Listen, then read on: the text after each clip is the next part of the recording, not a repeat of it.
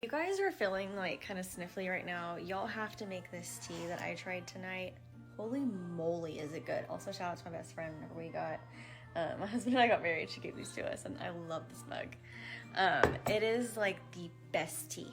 So it's 2 cinnamon sticks, 3 like little garlic, 3 cloves, 2 cinnamon sticks, and some like ginger root that you like cut all the like outside pieces on, like get the skin off, and then it's like an entire orange. So you like put that on your stove, get it boiling, and then like you let it sit, put it in some like cute mugs, and it's like the best thing ever. And it smells like Christmas in a cup.